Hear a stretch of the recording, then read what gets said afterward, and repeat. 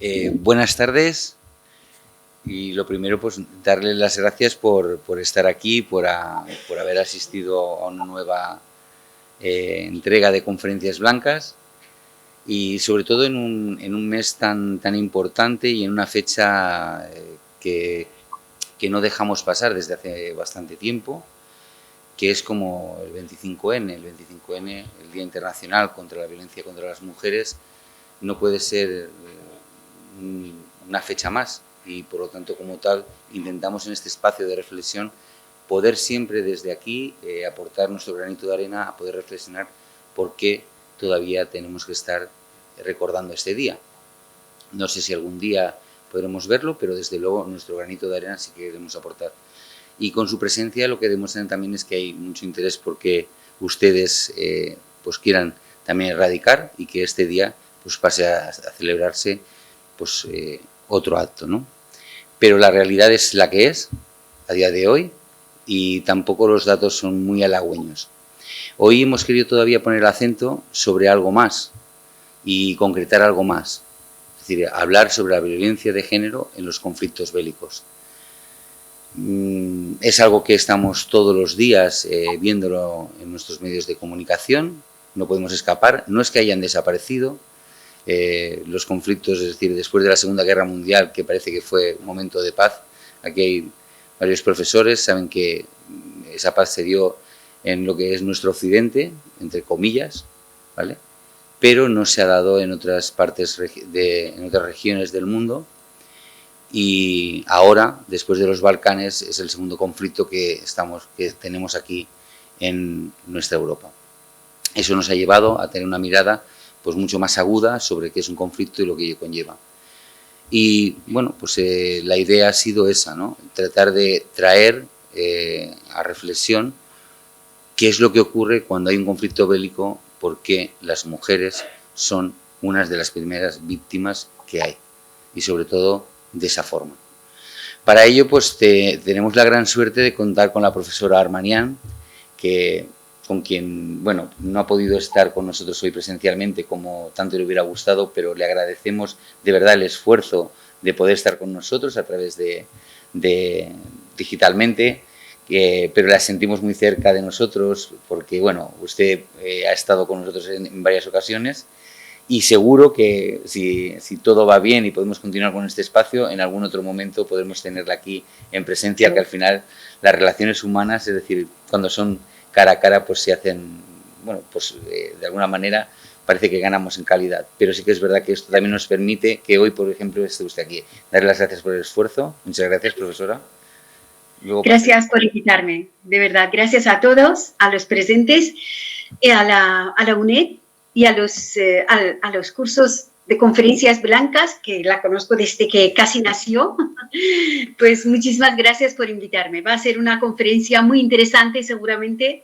Vamos a hablar muchos temas que son de actualidad y veremos que el mundo es muy pequeño, ya no pilla tan lejos ni Ucrania, ni Afganistán, ni Irán. Formamos parte de una única comunidad, que es la comunidad humana, y el mundo cada vez además es más pequeño porque los intereses de un pequeño país puede tener su impacto en el último país del mundo, ¿no? Muy bien. Bueno, pues muchísimas gracias. Después pasaré a presentarles, aunque muchos de ustedes ya la conocen. Y también daré las gracias a la profesora Centelles, doña Jessica Centelles, que también, junto con la profesora Armanian, desde el primer momento han sido colaboradoras, amigas de este espacio, que nació en el aula de filosofía, hay que recalcarlo, pero que es patrimonio de toda la UNED y de todo, en definitiva, de toda la ciudadanía, porque después de 12 años, si la ciudadanía no hubiera apostado por este espacio, pues posiblemente Enrique y yo no lo hubiéramos mantenido, aunque nos queremos mucho, somos muy buenos compañeros y amigos, pero entre ellos no. Han sido, gracias a la apuesta que ustedes hacen, a toda la gente que nos siguen por internet, tenemos muchos conectados, no lo voy a decir, luego les diré los datos, pero tenemos muchísima gente conectada en estos momentos, siguiéndola a través de sus casas, a quien también saludamos y damos la bienvenida, pero yo sí darle las gracias, profesora, por estar otra vez con nosotros en una fecha tan destacada como esta. Bueno, muchísimas gracias también a vosotros por darme la oportunidad de estar aquí, a las conferencias y a la UNED, y también a todas las personas que habéis asistido hoy aquí por permitir que esto sea posible, ¿no? Porque sin vuestra asistencia no podríamos continuar con este espacio para la reflexión crítica. También me gustaría destacar que, bueno, no solo fomentamos el papel del feminismo en la actualidad, sino que también el pensamiento crítico en general, y hoy es el Día Mundial de la filosofía. Entonces, quería poner el énfasis en la relación también importante entre filosofía y quedaría muy postizo ahora si dijera que lo buscamos aposta.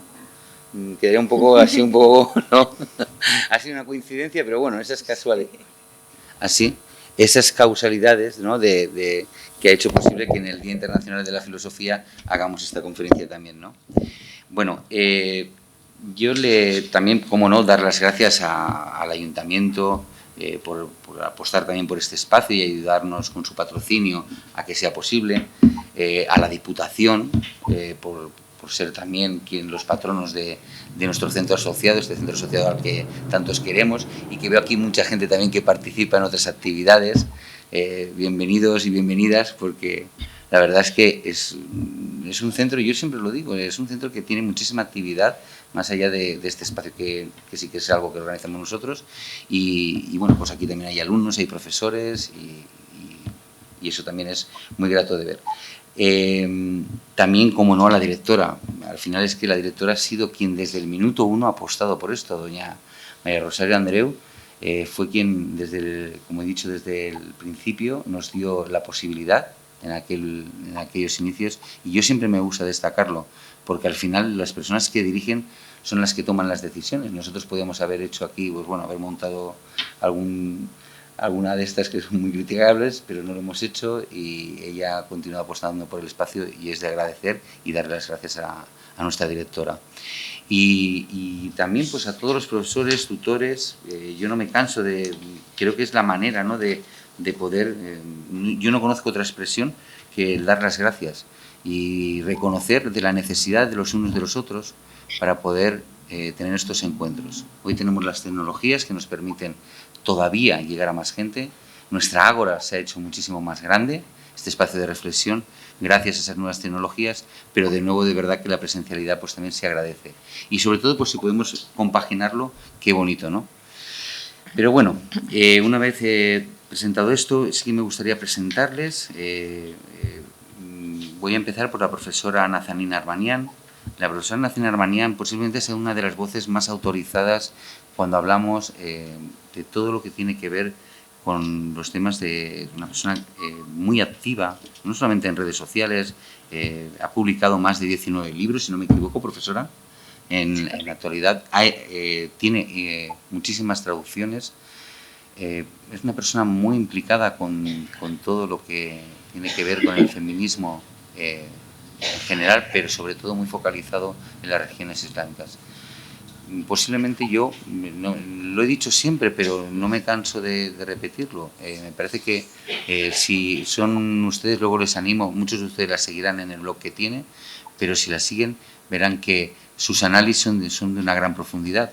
Y cómo no, ella es doctorando en Ciencias Políticas, profesora de Relaciones Internacionales en la UNED, ha impartido infinidad de cursos, de conferencias.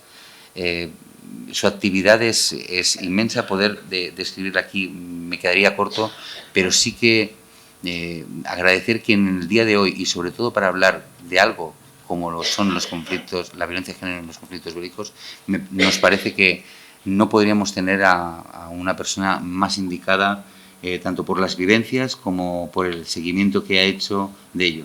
Así que muchísimas gracias, profesora Armanian. Gracias. Y por otro lado, como he dicho, a nuestra profesora Jessica Centelles. Doña Jessica es licenciada en Filosofía, pero además tiene un máster en Filosofía Teórica Práctica, además del máster de Educación. Es escritora, y discúlpeme porque esto es una cosa que le debía a la profesora Centelles. Cuando hice el cartel, y esto fue una errata, yo puse escritora porque es que es verdad, ustedes la verán muy joven, pero tiene 2 publicaciones y además de mucho éxito. Hemos tenido la suerte de poder presentarle las 2 aquí. Las tienen ustedes aquí por si luego alguien está interesado, la profesora les puede firmar algún ejemplar. Y yo cuando hicimos el cartel, pues al bajar, miren la cosa tan curiosa, al bajar el cursor para que cogiera y quedara mejor en cuadro, se me olvidó poner escritora. Se me olvidó, no, se borró. Cambió de línea y entonces eliminé.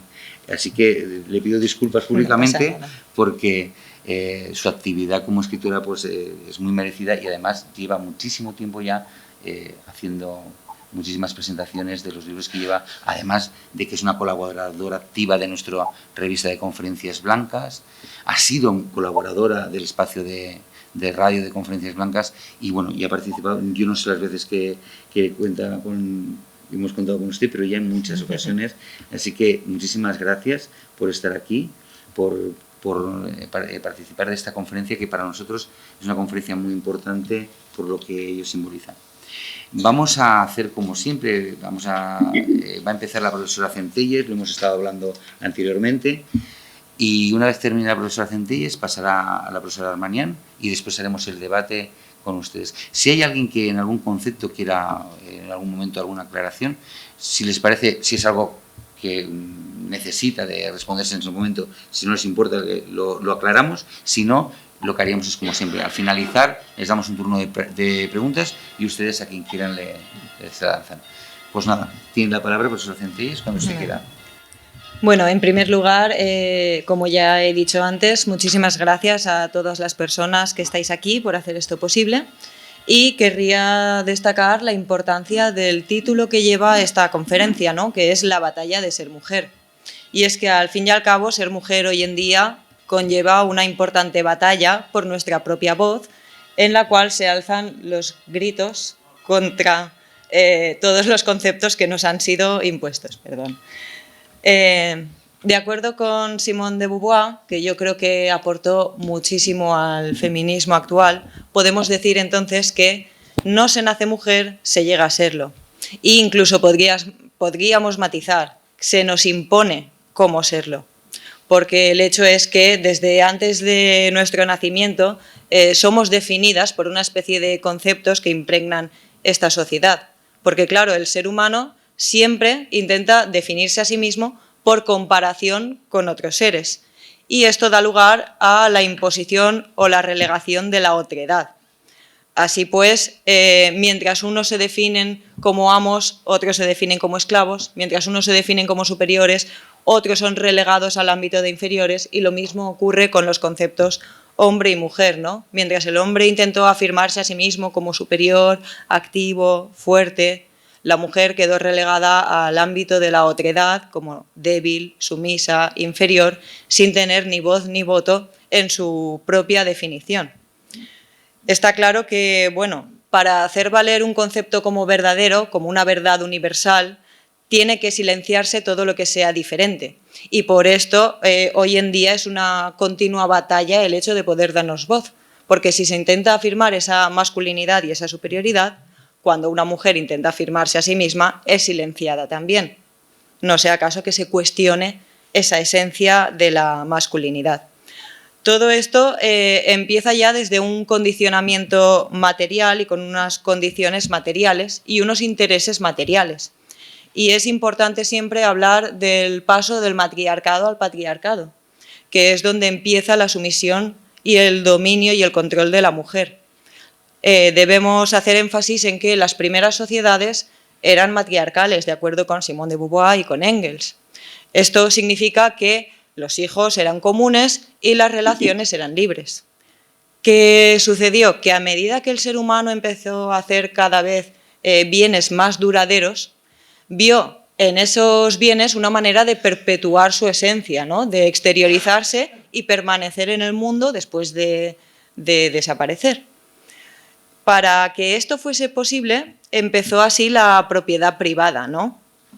Es decir, empezó a poseer, a dominar la naturaleza y a intentar plasmar esa esencia y perpetuarse. Pero, si quería perpetuarse, estas propiedades tenían que legarse a los hijos. Claro, si los hijos son comunes, no se puede legar a los propios hijos. Y es entonces cuando se imponen los conceptos de la familia monógama y de la mujer como débil y sumisa, como vemos de un modo interesado. Es decir, a la vez que empieza el control, el dominio y la sumisión de la naturaleza, empieza también la propiedad privada y empieza también el control, el dominio y la sumisión de la mujer. Si se controlaba a la mujer, se controlaban también los hijos y, por tanto, la propiedad privada.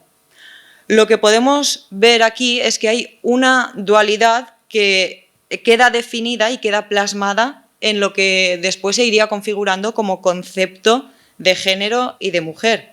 Y es que en este concepto se juegan tanto la esencia, porque claro, para poder el ser humano, el hombre en concreto, definirse dentro de la masculinidad, necesita afirmar a la mujer como sumisa y débil, pero por otro lado la estructura de la sociedad, porque como estamos viendo, para poder definir la propiedad privada, la familia y la posesión de los bienes, era necesario atar y controlar el cuerpo de la mujer.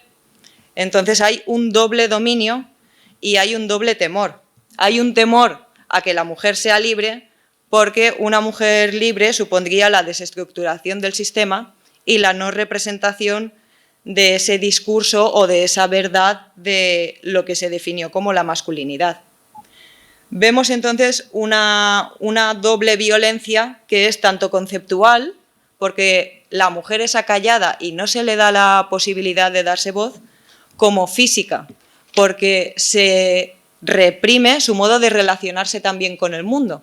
Es decir, como he dicho antes, se impondría el concepto de familia, se impondría la dependencia del hombre, en el sentido que se le diría a la mujer que su esencia es realizarse, tener hijos, y los tipos de placeres que serían aceptados como normales serían entonces todos los placeres que estaban relegados a la procreación y que dependían de la masculinidad en este sentido.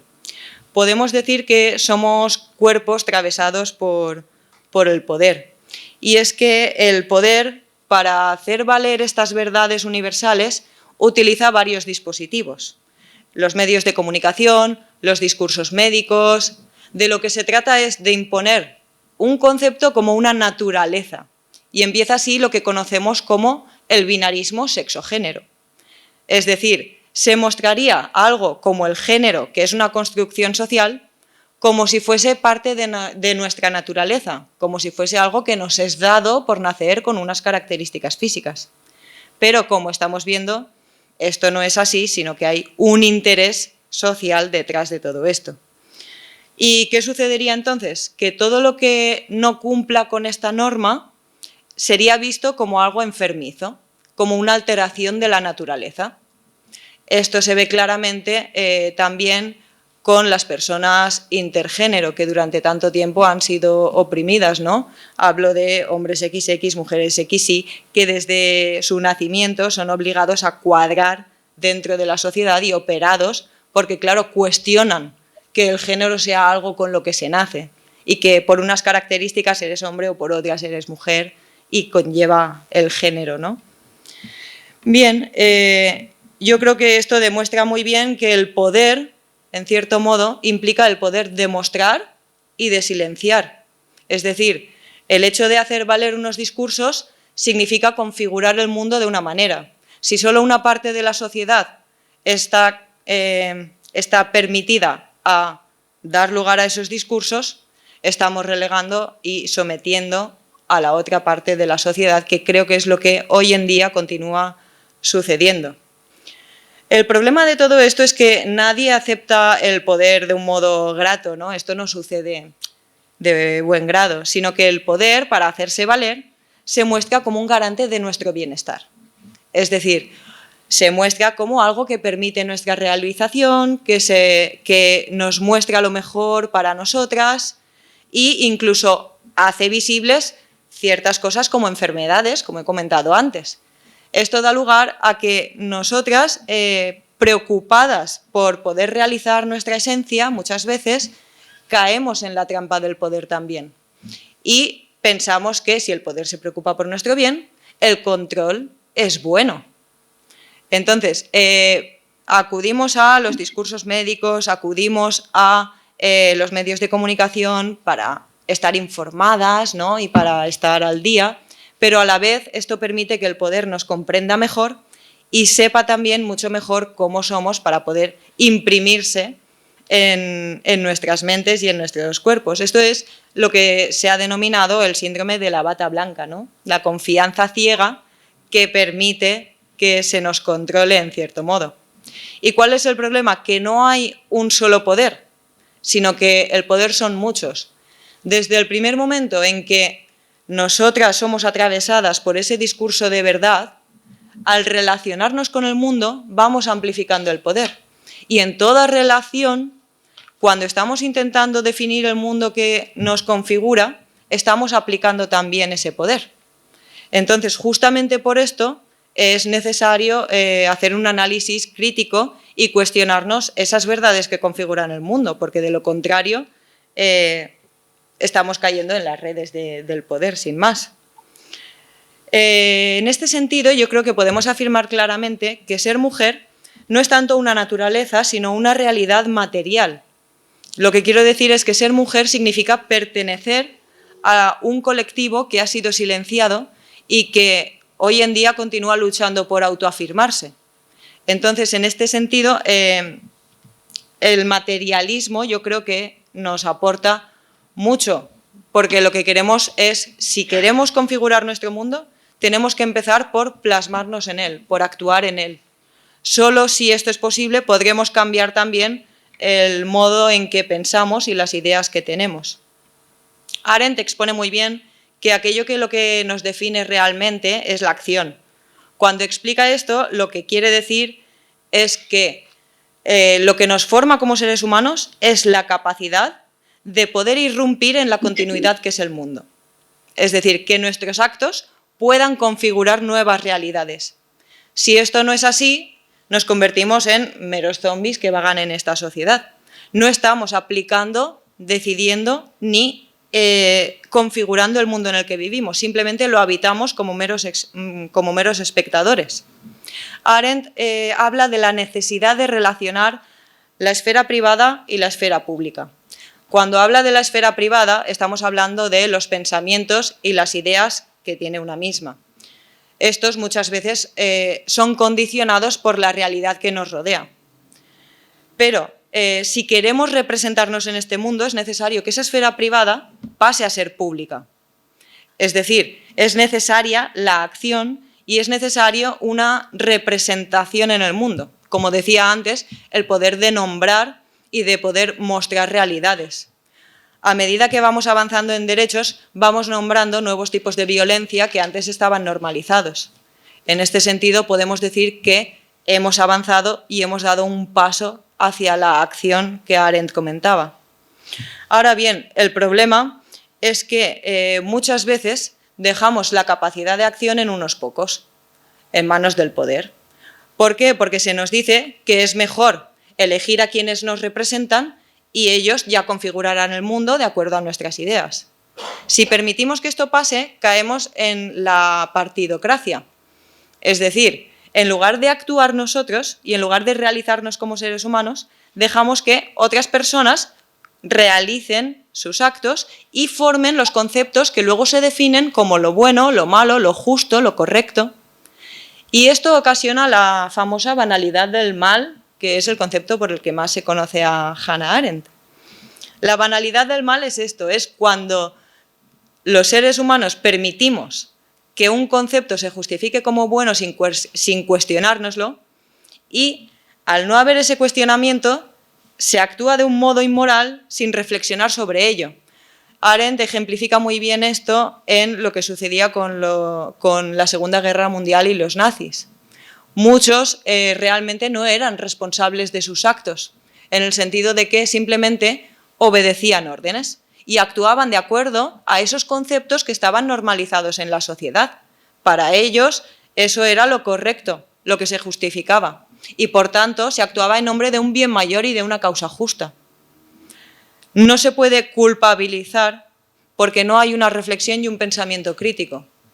Entonces no están actuando como seres humanos, no están aplicando esa esencia que nos define, que debe ser la razón. Esto lo vemos también hoy en día, no hace falta que nos vayamos a la Segunda Guerra Mundial. ¿Por qué? Porque Arendt diferencia muy bien el poder y la violencia. El poder es la capacidad de acción, mientras que la violencia son los medios que el poder utiliza para poder actuar y configurar. Esta violencia, como he dicho antes, se da en el modo en que se silencia la voz de la mujer hoy en día. Y el problema es que se está permitiendo que esa violencia y ese temor que ya están, como hemos visto, en el germen de la sociedad, ese deseo de control cale en el inconsciente colectivo. Yo creo que hay una serie de ideas que están presentes justamente en la mente de muchas personas porque forman parte del mundo, por desgracia. Entonces, este deseo de control, de dominio y de sumisión es algo que está en la sociedad de una manera inconsciente. Lo podemos ver también ejemplificado en muchos géneros musicales que hoy en día hablan de un modo natural del control, el dominio y la violencia contra la mujer. Esto es una expresión de cómo ese inconsciente colectivo se expresa. Y el problema es que va calando de un modo invisible en la mente de muchas otras personas. Por otro lado, esto también se hace patente en los micromachismos. Los micromachismos existen todavía porque, en cierto modo, muchas personas no son conscientes de que están actuando de un modo machista. Y es por esto que hay que llamar a la reflexión crítica, porque está presente en ese inconsciente. Pero yo creo que lo peor de todo es cuando esa violencia se hace todavía más latente y da lugar a otro tipo de violencia más física, que es la que tenemos hoy en día en nuestra sociedad, por desgracia.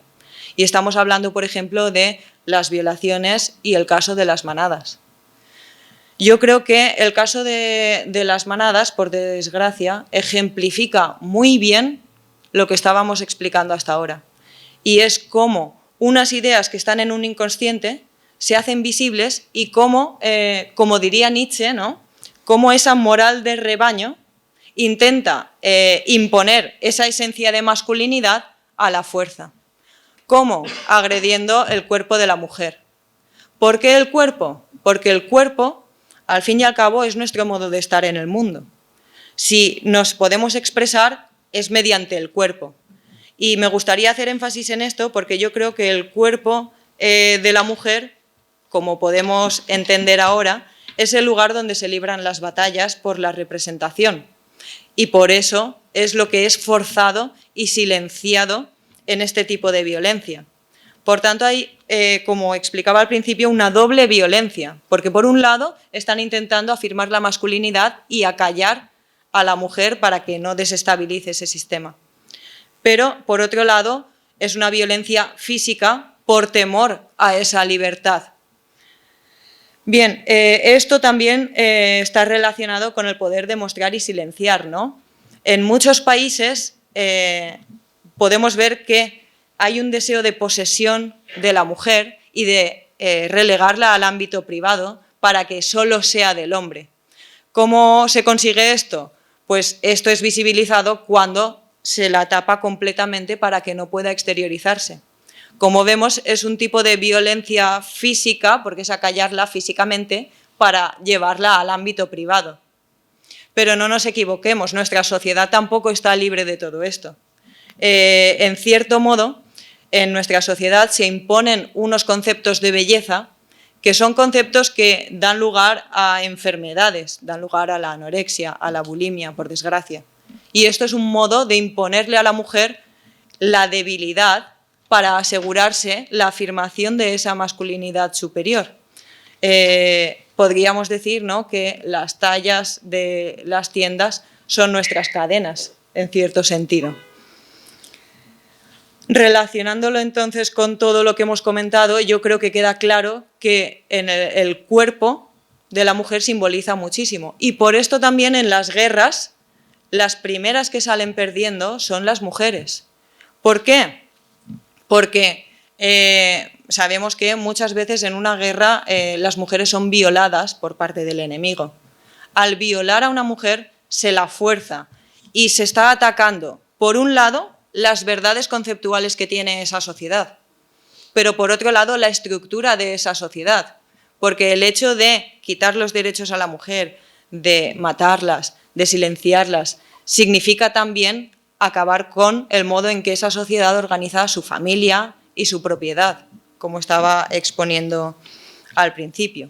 Es por esto que, en cierto modo, del mismo modo que en una guerra se intenta acabar con los edificios, los monumentos y la cultura, también en lo corporal y en lo físico se intenta acabar con la mujer por todo lo que ella representa. Hay una equivalencia porque la mujer es la base y la esencia de donde parte la estructura de esa sociedad. Así que agreder a la mujer es el modo de agreder a esa sociedad y también a todo aquello que pueda amenazar el concepto de masculino. Por esto hoy en día se continúa intentando imponer el concepto género como algo natural y en una guerra la mujer es la primera que retrocede cuanto a derechos. Cuando hay una guerra, la primera que tiene que ser controlada es la mujer, por desgracia. Porque si se controla el cuerpo de la mujer y su modo de relacionarse con el mundo, se controla también cómo se organiza esa sociedad y se controla cómo imponer las esencias y las verdades que se quieran imponer en esa sociedad. Por esto yo creo que es tan necesario que en un día como hoy hagamos énfasis en la importancia del análisis crítico y de la reflexión sobre este asunto, porque de lo que se trata es de acabar con estas violencias que sí, en unos países son más latentes, como podemos ver, pero en otros también siguen presentes en ese inconsciente que se exterioriza de un modo físico y muy violento. Porque, como hemos visto, pues, los casos de las violaciones, por desgracia, siguen presentes y ese inconsciente colectivo sigue manifestándose. Querría entonces decir que de lo que se trata no es, pues, de ser valientes camino a casa, como se dice. No queremos que se elogie la valentía, sino que lo que queremos es que nuestro lugar de seguridad no quede relegado al ámbito privado, que no haya un ámbito al que acudir como una especie de refugio, sino poder irrumpir en el ámbito público y poder darnos nuestra propia voz, es decir, plasmarnos en la esfera pública.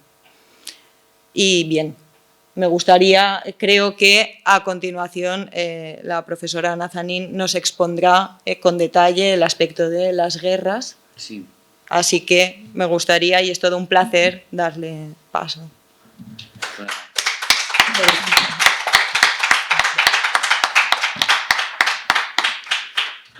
Bueno,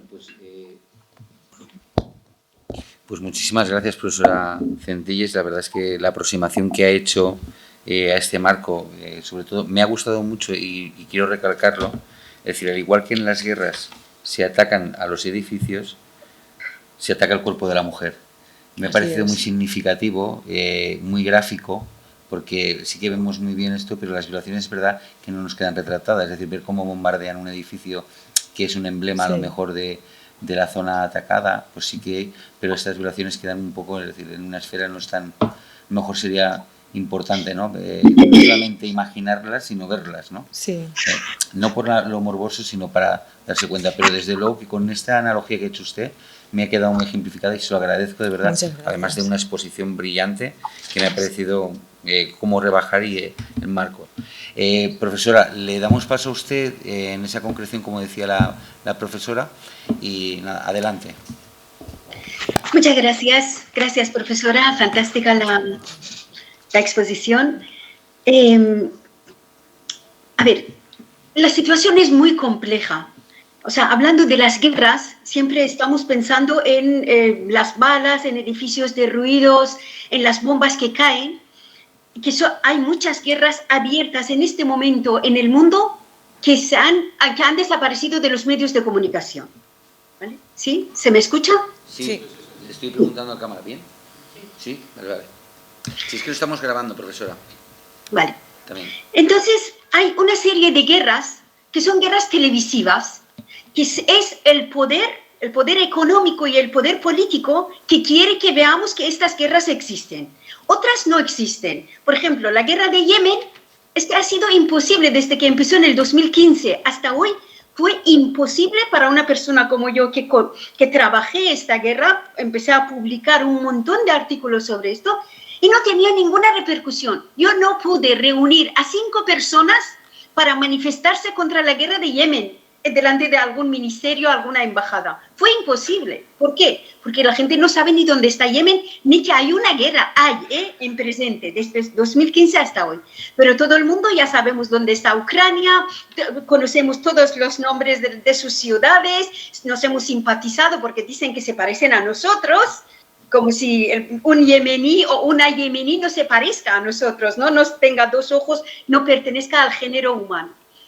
O sea, yo paso de lo que es las guerras televisivas y voy a las que no son, las guerras ocultas, las guerras que suceden principalmente por 2 motivos en el mundo. Siempre han sido así y siguen siendo así, ¿no? Por los recursos naturales y por acceso a estos recursos naturales, o sea, por las rutas. Por ejemplo, la guerra de Ucrania no es una guerra por los recursos, sino por una ruta por donde pasa el gas de una de las primeras reservas del gas del mundo, que es Rusia, a un espacio como la Unión Europea, ¿no?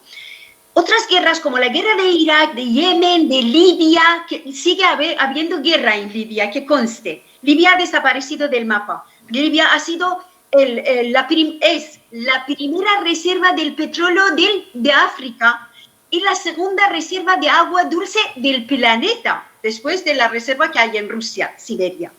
Pues nadie sabe esto, solo sabemos que había un dictador que hicimos un favor a su pueblo, lo derribamos, lo matamos. Además, delante de las cámaras de la televisión, sin prestar ninguna dignidad, respetar sin ninguna dignidad a esta persona que nos tacharon de dictador.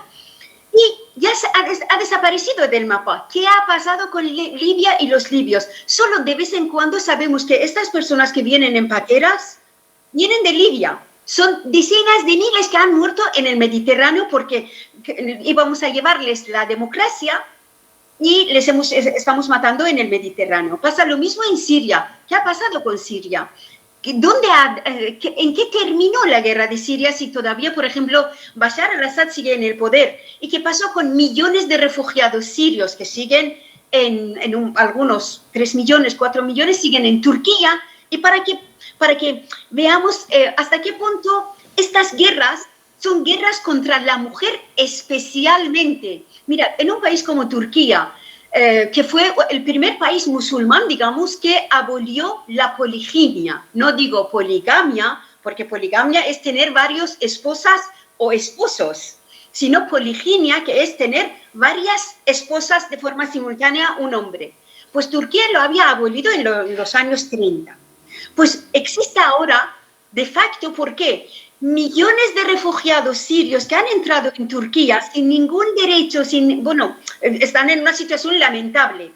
Entonces, ¿qué está pasando? Los hombres turcos y kurdos de Turquía ofrecen dinero a los hombres, a las familias desesperadas sirias para casarse con sus hijas de 10, 12, 13 años, llevarles a casa de su mujer, porque, a ver, no todos los hombres del mundo son como los jeques árabes que puedan asignar un palacete a cada esposa. No, comparten la cama, el dormitorio con la mujer antigua y a veces con 2 niñas con las que se casan porque lamentablemente en los países musulmanes, aunque legalmente la edad nupcial haya subido a 16 o 18 años, realmente con el asalto nuevo desde finales del siglo pasado, de la extrema derecha islámica, a la que aquí llaman fundamentalismo, la edad nupcial de las niñas vuelve a ser 6, 7, 8 años.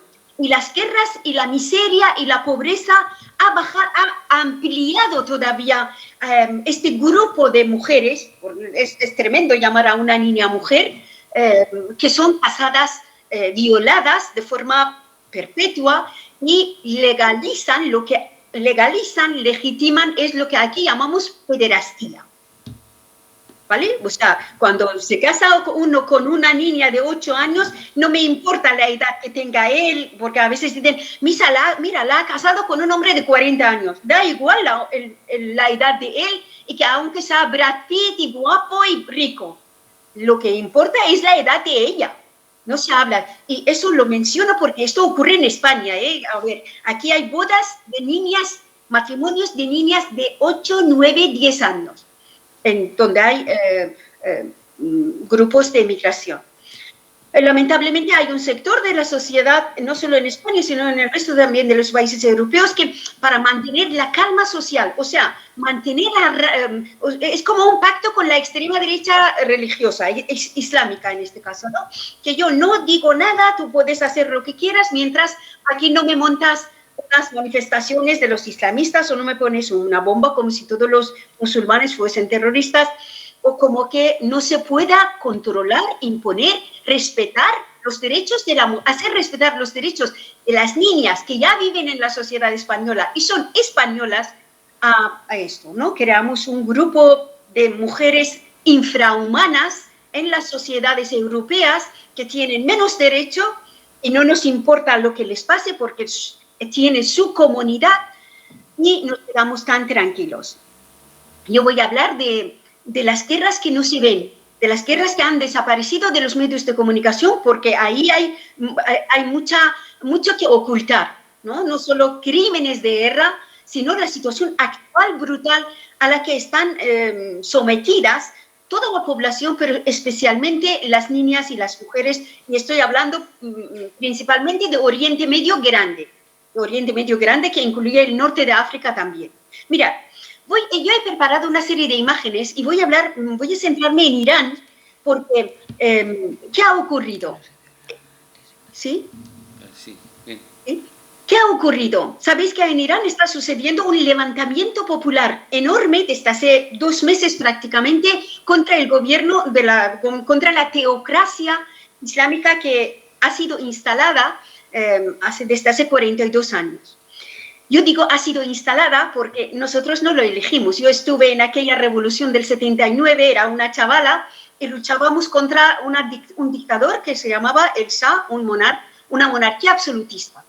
Sin embargo, para que veáis hasta qué punto las potencias grandes, para controlar un país como Irán, que es la primera reserva del gas del planeta, o sea, por encima de Rusia, Irán es la principal reserva del gas del mundo, la 4ª reserva del petróleo del mundo también. Y luego está ubicado en una región muy estratégica que ahora os pondré el mapa. Perfecto. Bien, voy a hablar de un país que en los medios de comunicación llevamos 40 años prácticamente, hablamos de un posible ataque de Estados Unidos, una guerra, digamos, entre Irán y Estados Unidos, o entre Irán y Israel. O sea, que esto sería la madre de todas las guerras, porque estamos hablando de un país muy grande, casi 3 veces más grande que España, un país con mucha fuerza, con mucha tradición, es una sociedad cohesionada, muy nacionalista, que si hay una guerra con Irán, contra Irán, ya no tendría nada que ver. O sea, las guerras de Afganistán, Siria, Libia, Irak, serían un juego de niños comparando con la guerra que sería contra Irán. Justamente por este motivo, los que organizan el mundo, porque es así, hay una reunión cada X tiempo que se llaman los G7 o los G21, que son las grandes potencias que se reúnen cada X tiempo, cada 6 meses o un año, y pactan donde no chocarse y pactan cómo compartir intereses en determinadas zonas del mundo. Claro que países, potencias como Estados Unidos, China, Rusia o la Unión Europea no serían potencia sin tener acceso casi libre a las fuentes de energía. ¿Y dónde está esta energía?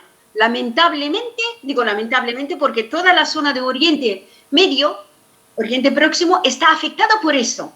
Toda esta gran parte del petróleo y gas del mundo, el 65%, prácticamente está en una zona que es la zona del Golfo Pérsico. Mirad, Irán es muy importante para descifrar lo que ha pasado. Hace 43 años, ¿cómo no se hizo una guerra contra Irán, sino se le impuso un régimen islámico? ¿Y qué está pasando en este momento con este régimen? Y si va a haber un choque militar entre Estados Unidos e Irán por el tema de de las armas nucleares que Estados Unidos acusa a Irán de tener o pretender fabricarlas. Irán lo niega. Entonces, ¿qué pasará con esto? ¿Va a haber un choque militar entre estos dos gigantes o no?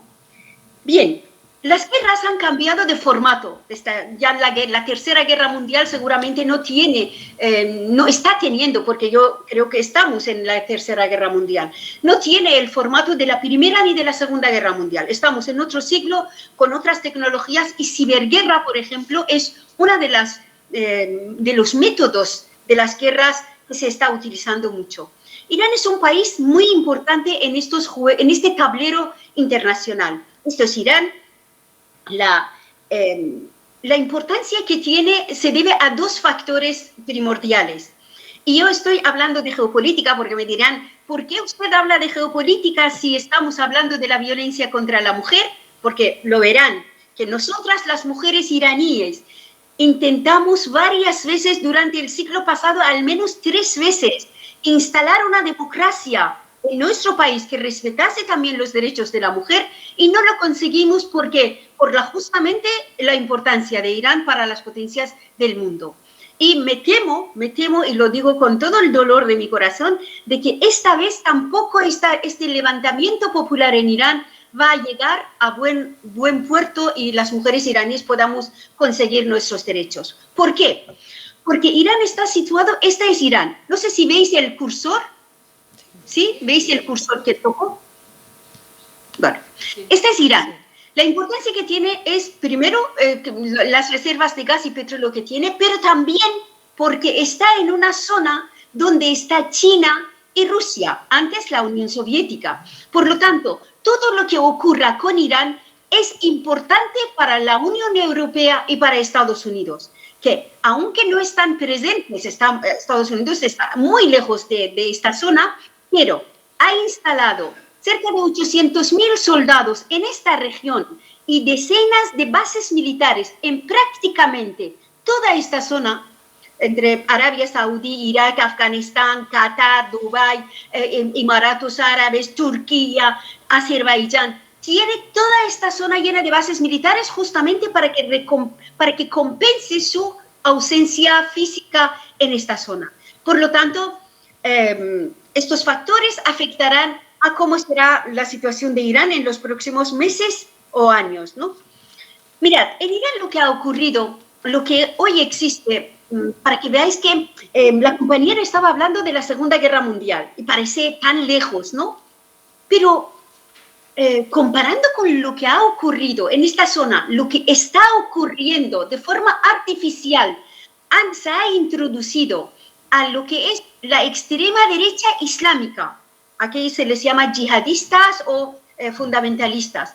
En esta región del mundo, para evitar el progreso de estos pueblos. Porque solo imaginaos que si las mujeres iraníes en esta nueva revolución contra los velos, ganamos la batalla, derrocamos a los ayatollah, instalamos un régimen democrático, que no solo democracia política, sino también democracia consiste en que las mujeres trabajadoras iraníes tengan su seguro social, la enseñanza, la medicina fuese gratuita y pública, tengan acceso a todos los medios posibles para un bienestar social. Imaginaos si esto quiere ocurrir. Esto significaría que los iraníes seríamos dueños de nuestros recursos naturales y esto perjudicaría obviamente a las potencias grandes que, como por ejemplo la Unión Europea, en este invierno frío necesita y está preocupada por la energía. De hecho, la crisis energética ha causado el aumento de los precios en España, la bajada de los sueldos y el deterioro del estado de bienestar. Todo eso lo digo para que veáis que el mundo es como una aldea y esta palabra es literal. Bien, vuelvo luego a esto. Mirad, en Irán voy a pasar por primero las otras imágenes para luego volver a esto. Mirad, en Irán lo que sucedió en el año 78, que nosotros y nosotras nos levantamos contra la dictadura del Shah, que para entendernos era como Pinochet, era un dictador político. Eso es interesante porque ahora hemos descubierto que hay un sistema político peor que una dictadura absolutista, una monarquía absolutista, y es un totalitarismo religioso. ¿Y hay algo peor que un totalitarismo religioso? Sí, una guerra. O sea, para que veáis que a los pueblos de esta región, de Oriente Próximo, nos han llevado a una situación tan extrema que hay gente que en Irán en este momento renuncia a luchar contra un régimen fascista porque teme una guerra de gran tamaño. Mirad, solo para ver hasta qué punto este mundo está controlado por ciertos poderes, os presento este mapa para luego volver al tiempo y pasar al presente. Este es Irán. Este es todo lo que es Oriente Próximo en los años 70. Este es Irán, Afganistán, y tenemos al resto de los países de la zona aquí. Tenemos a lo que se llamaba la Unión Soviética encima de Irán y de Afganistán. ¿Qué sucede? En Irán hay una revolución y derrocamos al Shah, que era un monarca, déspota, que además era aliado de Estados Unidos. Te llevaba todo el dinero del petróleo, lo guardaba en sus cuentas bancarias en extranjero. Nosotros hacemos un levantamiento popular en Irán y derrocamos al Shah en una revolución popular. Imaginaos que estamos en los años 70 y a nivel internacional Estados Unidos estaba perdiendo la batalla contra los soviéticos. Perdió la guerra de Vietnam, por ejemplo. Pero más allá de esta región, en Nicaragua, los sandinistas en el 78 tomaron el poder. En una isla, se llama Granada de Centroamérica, la izquierda tomó el poder. En Afganistán, los comunistas derrocaron a la república que tomaron el poder. Afganistán antes era el vecino de la Unión Soviética. En Irán, el año 78, derrocamos al Shah, otro golpe a Estados Unidos. Y de repente Estados Unidos lo que hace, además de la carrera militar, bajar el precio de petróleo para derrumbar, digamos, la economía soviética, utiliza a la extrema derecha islámica, judía y cristiana, para luchar tanto contra los soviéticos como contra las fuerzas democráticas de estos países, que incluye a las mujeres que luchamos por el progreso para contener esta lucha. Porque si estos pueblos se liberan, no permitirán que su petróleo y su gas fuese llevado por Repsol o por Shell y por diferentes multinacionales que además destruyen el medio ambiente y roban los recursos naturales. ¿Y qué hace Estados Unidos? Pues justamente pacta con la extrema derecha religiosa, y yo ahí sí que, yo estudié en mi carrera. Cuando llegué a España era muy jovencita, 23 años, y tuve que esperar unos años para cumplir los 25 y hacer la carrera de mayores de 25 para poder entrar en la universidad. Cuando entré en Ciencias Políticas de la UNED, teníamos una asignatura que se llamaba los fascismos, los totalitarismos. Entonces yo ahí, claro, como una exiliada política que venía de Irán, condenada a muerte por el régimen de Khomeini, por simplemente luchar por los derechos de la mujer y de los trabajadores, llego a España y yo no tenía una definición de qué era este régimen islámico. Pues ahí en los libros de la UNED descubro que este régimen tiene todas las características, una de las características de un régimen totalitario fascista, además de una supraestructura de la Inquisición, que era exactamente como la Inquisición cristiana, que era otra asignatura que estudiábamos en la UNED. Pues yo pude poner nombre a este régimen que estaba en Irán, la extrema derecha islámica, colocada como por Estados Unidos en Irán. Esto es importante saberlo. Yo esto lamentablemente tengo que decir a mis compañeras iraníes, decirle que no se emocionen mucho con lo que está pasando en Irán, porque ya están preparando alguna alternativa para colocar desde fuera y controlar la situación para que no podamos instalar un Estado democrático y social. Entonces, ¿qué hacen? Toman una estrategia. Estados Unidos diseña una estrategia. Pacta con Ayatollah Khomeini, que entonces estaba exiliado en Irak, le lleva de Irak a París. A París, que es un país a Francia, que es un país de la OTAN. le lleva a Francia y después de 3 meses a un personaje que nosotros, que estábamos haciendo la revolución en Irán, ni lo conocíamos, ni habíamos oído su nombre porque él estaba en Irak. Entonces le convierten en un líder, le dan nombre, conocimiento, todos los días hay había entrevistas con él. De un hombre desconocido le convierten en el líder de la revolución iraní y le llevan con Air France, le instalan en Teherán, con 2 condiciones. Ayatollah Khomeini tiene la misión de aplastar a las fuerzas democráticas de Irán para que no levanten la cabeza más y luchar también contra la Unión Soviética y su influencia en Irán. Hacen lo mismo con Afganistán. En este momento en Afganistán hay un régimen socialista y lo que hace es negociar con los yihadistas, luego se llamarán Al-Qaeda, les lleva de Pakistán a Afganistán, derrocan al gobierno de izquierda afgana e instalan en esta otra frontera. Y hacen lo mismo con otro país frontera con la Unión Soviética, que era Polonia. Hablan con Lech Walesa, que era de extrema derecha católica, le instalan en el poder el mismo año 78. Hacen como un cinturón religioso alrededor de los soviéticos. Pero no es solo esto. Lo que hacen también es, en el Vaticano, perdonadme que me parece que esto no tenga nada que ver con el tema que hablamos, pero sí que tiene y mucho. El paso seguido que hace Estados Unidos es elevar a un polaco, cardenal polaco, a la cima del Vaticano. Por primera vez en la historia del Vaticano hay un eslavo en la sede de la institución religiosa más importante del mundo, que es, sobre todo, es de extrema derecha. Juan Pablo II toma el poder con 2 misiones concretas: acabar con el socialismo en el espacio cristiano soviético y acabar con la teología de liberación cristiana en América Latina.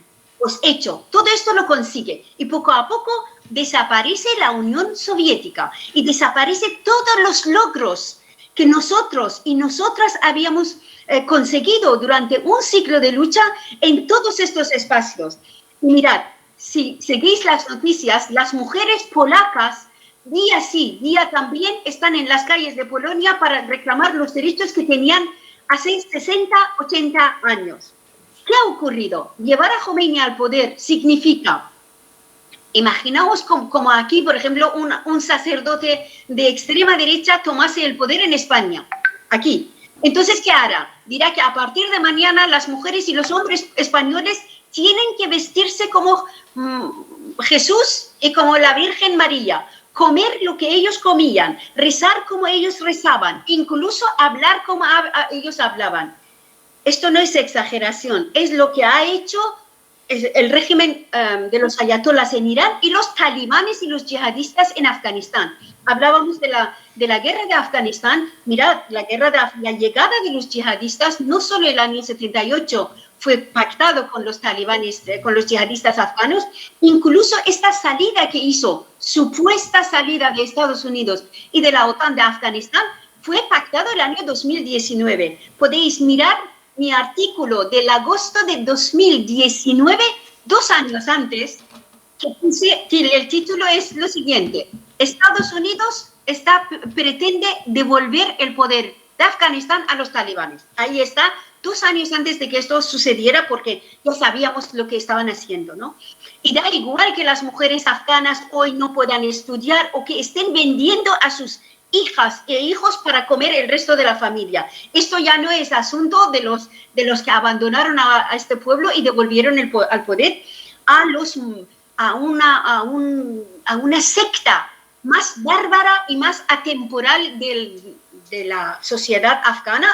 Han hecho lo mismo en Irán. Pues tanto los talibanes como los ayatolás en Irán lo que han hecho es desmantelar las sociedades que habíamos construido para crear otra a la imagen de la Edad Media, las sociedades de la Edad Media. Además, en caso de Irán, Irán es un país multiétnico, somos 12 nacionalidades diferentes y solo hay un pequeño grupo de árabes. Los iraníes somos, Irán quiere decir el país de los arios, ¿no? Por ejemplo, el persa no es árabe. Nosotros hablamos una lengua que es indoeuropea y se parece más al valenciano, al catalán y al español que al hebreo y al árabe, ¿no? prohibieron todas las fiestas iraníes milenarias, que son, por ejemplo, nosotros tenemos aún el primer calendario, que es calendario natural, cambiamos el año el primer día de la primavera, no es una fiesta religiosa.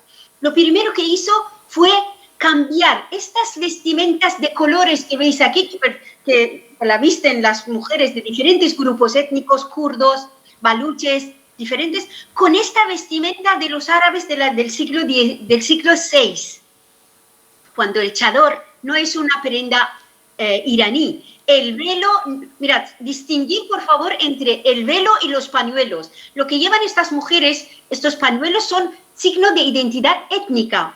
Este es, por ejemplo, esta otra de la imagen de abajo, los pañuelos blancos, son, digamos, pañuelos patriarcales. Las mujeres, como aquí en Galicia hace 20 años y en 40 años, también lo llevaban como signo de mujer de casa, ¿no? Pero este otro es el velo es la bandera de la extrema derecha. No es una prenda tradicional y religiosa, no existe. De hecho, la mayoría del 90% de las mujeres del planeta no llevan el velo. Llevan otras prendas como sombrero, como en Latinoamérica, que las mujeres peruanas, por ejemplo, llevan un sombrero, que es signo de identidad étnica. Prohibieron el baile, el cántico, la música, la voz de la mujer, las expulsaron de todos los puestos del trabajo en las administraciones públicas de las universidades. Cuando nosotras, estas imágenes que veis aquí, es el movimiento feminista iraní que empieza en 1921. Es de las fundadoras del movimiento feminista mundial, junto con las mujeres de Estados Unidos, las mujeres egipcias y las mujeres francesas. Esta imagen, por ejemplo, las mujeres que veis, la imagen de la izquierda, es 1935. Las mujeres iraníes, el feminismo iraní consiguió prohibir el velo en Irán, justamente porque estamos hablando de diferentes formas de violencia contra la mujer. El velo es la violencia contra la mujer, contra su cuerpo, porque no es solamente, mirad, el velo no es para tapar el pelo, esto es un mito que existe en los países occidentales. El velo tiene dos funciones, una en la religión judeocristiana, otra en la religión islámica, que son diferentes. En la religión judía la Biblia dice que las mujeres deben tener una señal de la autoridad del hombre sobre su cabeza. La autoridad ya podemos entender lo que significa. Hacer todo lo que él diga, ¿no? Porque la mujer ha nacido para satisfacer a los hombres, dice la Biblia y el Corán, literalmente además dicen esto. En caso también sabéis que los hombres judíos, por ejemplo, llevan la kippah en la cabeza como señal de la autoridad del hombre sobre ellos. O sea, estamos hablando de una jerarquía del poder. Dios sobre el hombre sobre la mujer. Sin embargo, en el Islam, el velo, y esto es el versículo más ocultado del Corán para todas las mujeres del planeta. En el Corán dice que las mujeres que llegan a la menopausia pueden deponer sus velos. Significa que cuando a una niña en España o en España o en Afganistán, le ponen un pañuelo, quiere decir que esta niña ya es una mujer, ya está en el mercado de matrimonio y se la puede casar. Esta niña ya no puede cantar, bailar, saltar, montar la bici, ir con los compañeros, aquí en España estoy hablando, a una excursión, no podrá ir al teatro, a algún concierto, no podrá cantar, no podrá jugar con patinetes, no podrá elegir a su futuro amor, marido o mujer. O sea, no podrá salir de casa sin el permiso escrito del marido, no podrá estudiar sin su permiso, ni trabajar, ni hospedar en un hostal. No podrá divorciarse del marido aunque ya no le quieran. Ella tiene que ser divorciada, repudiada. Todo esto es lo que representa el velo.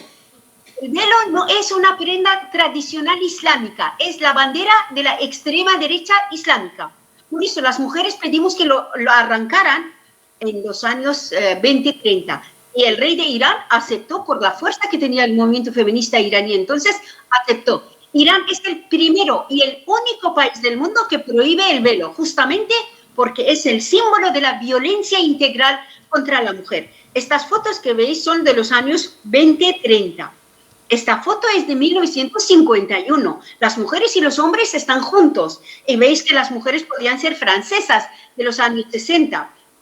Había la libertad de vestimenta. Irán tenía mujeres en el Parlamento. Tenían una mujer en el año 68 como ministra, cuando muchos países europeos no tenían mujeres en el poder, ¿no? Era Farrokhzad Parsa, era ministra de Enseñanza. Había otra mujer, el año 74, ministra de Asuntos de Mujer. Pues Farrokhzad Parsa fue ejecutada por el régimen de Khomeini por ser ministra, porque en el Islam ellos dicen que las mujeres no pueden ser líderes de la comunidad, porque, a ver, ¿Dios alguna vez ha mandado a alguna profeta?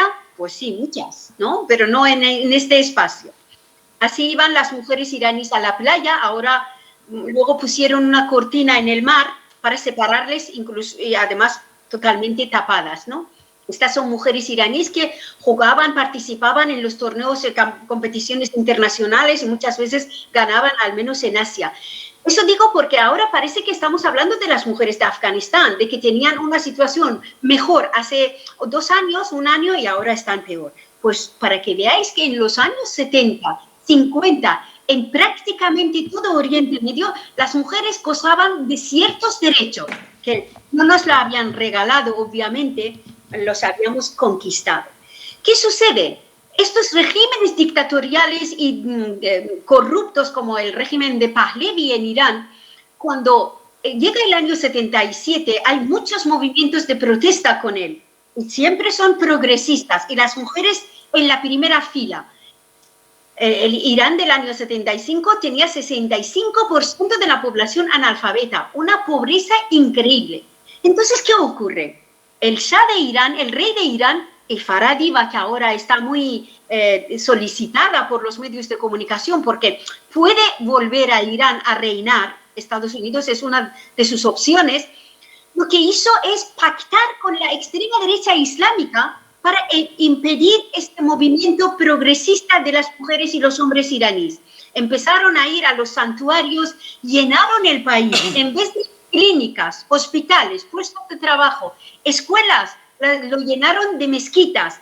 Lo que se está haciendo, por ejemplo, en ciertos países europeos, en vez de enseñar la puerta de un sindicato obrero a la mujer emigrante que es abusada o explotada en la recogida de fresa, pues tiene que sindicarse, tiene que ir a un sindicato para... No, aquí lo que hace incluso parte de las fuerzas progresistas españolas, lo primero que le ponen es una mezquita, para que el imán del turno que viene de Arabia Saudí o Marruecos le tenga controlada. O sea, esto no es comprensible lo que sucede en los países europeos, y hablo en concreto de España porque conozco bastante bien lo que sucede. Esta es la revolución iraní.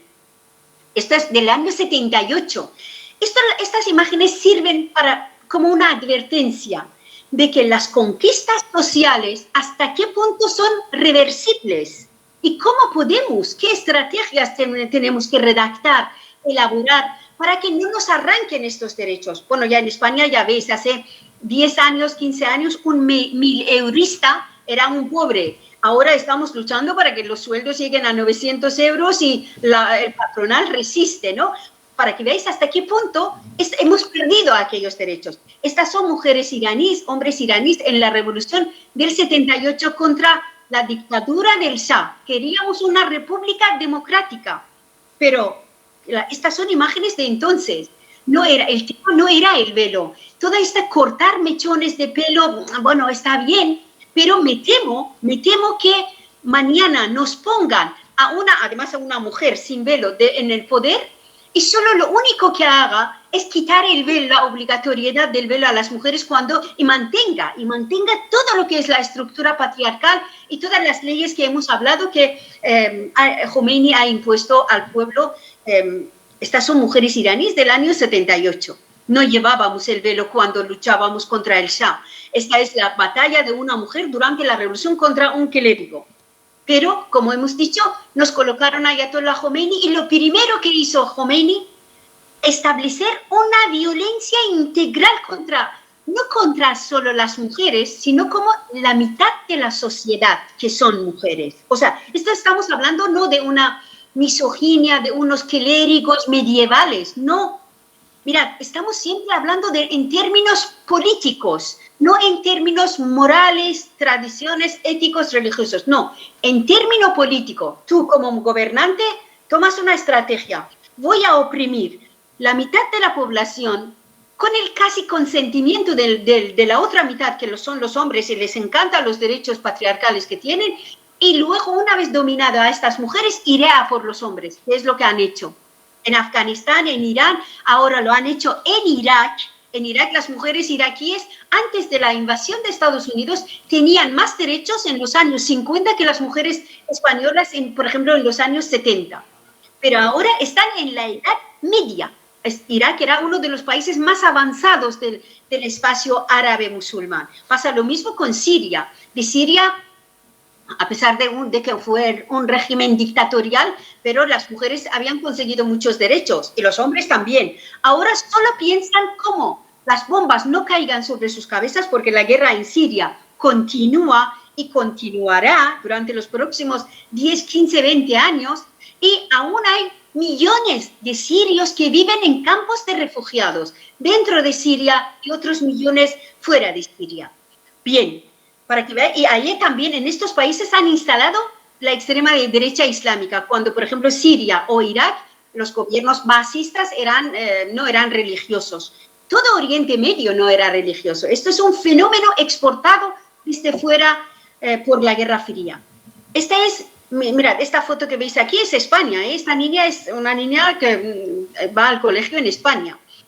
En el momento que ponen este pañuelo, este velo, esta vestimenta a esta niña, ya totalmente pierde su estatus de un ser humano independiente. A partir de este momento, para cualquier gestión, aunque crezca, tenga 2 doctorados por la Universidad de Villarruel, de Cataluña, de Madrid, y sea la mujer más rica del planeta, para cualquier gestión, si es musulmana, tiene que pedir permiso a un hombre, aunque este hombre sea un analfabeto y tenga 14 años. Esta es la ley islámica, no es ninguna interpretación, porque nosotros ya hemos pasado por todas esas etapas. No podrá trabajar, estudiar, viajar, casarse, soltar una carcajada en público a partir de los 7 años, ¿eh? Fumar, digo fumar como una anécdota. A partir de este momento es considerada como una disminuida psíquica hasta que muera, y necesitará todo lo que es la autorización, la tutoría de un varón sobre ella. Estas son las imágenes de las mujeres iraníes cuando derrocábamos al Shah. Hace 43 años íbamos así. Y ahora como si fuéramos libres, quitándonos el velo. Mirad, esta es otra estrategia política. Nos quitan 100 derechos, cuando nos devuelven uno o reconquistamos uno, nos inyectan la sensación de victoria, que es falsa, porque los otros 99 no los vemos, ¿no? Esto es Irán. Estas patrullas, digo que descubrí que el régimen de Irán era fascista, no simplemente era una teocracia de unos ayatolás, no. Es que las patrullas que pusieron en la calle, después de imponer el velo sobre las mujeres, bajo la pena de muerte, nos echaban ácido a la cara. O sea, para que veáis que la importancia que tiene, y ahí matizo lo que dijo la compañera. Es verdad que hay, digamos, dirigir el cuerpo de la mujer es del patriarcado, sea el patriarcado español, occidente, chino o ruso o caucásico. Determinan qué vestido tenemos que poner, qué moda tenemos que poner. Pero aquí no matan a nadie si no lleva una minifalda o no lleva talla 24 o 34. No le quitan los derechos. Si cae enfermo su hijo, le prohíben llevarle a la urgencia, porque el hijo pertenece al marido. La mujer solamente es portadora del hijo cuando da a luz. Luego ni es tutora de sus hijos, ni ella es dueña de su vida. Ella no puede ingresarse en un hospital para operarse de algo si no tiene la autorización de un hombre de la familia. Bien, una vez que nos pusieron este velo, que significaba todos estos faltas de derechos, de los derechos que nos quitaron, luego dijeron, ¿ahora cómo vamos a mantener estas fuerzas policiales y de represión en las calles? Porque esto trata el fascismo, el control social. Pues mira, los colores. Las mujeres iraníes no pueden llevar colores que no fuese negro, marrón, azul marino y gris.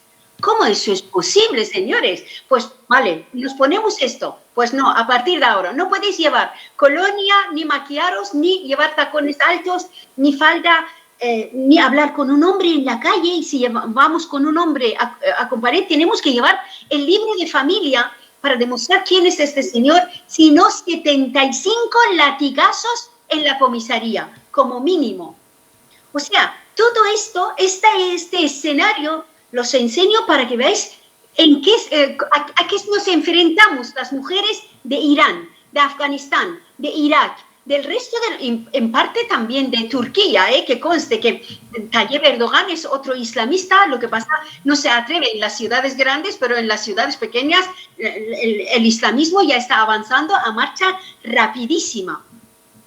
Una vez que controlaron a las mujeres, fueron a por los hombres, lo que dijimos, como estrategia política. A este chaval le detienen por llevar gafas oscuras, por llevar este peinado está prohibido, por haberse afeitado, porque el velo, la barba es el velo del hombre. Mirad, parece que estamos hablando de la Edad Media, pero ¿cómo es posible que en un Irán tan avanzado, que fue la vanguardia de la conquista de muchos derechos en todo Oriente Próximo? Mirad, Irán tuvo un parlamento antes que China y Rusia, para que veáis, o Japón, las tres potencias de Asia, para que veáis hasta qué punto este pueblo luchaba por la democratización del poder, y no lo consiguió nunca, justamente porque estaba en el medio de la batalla de las potencias occidentales.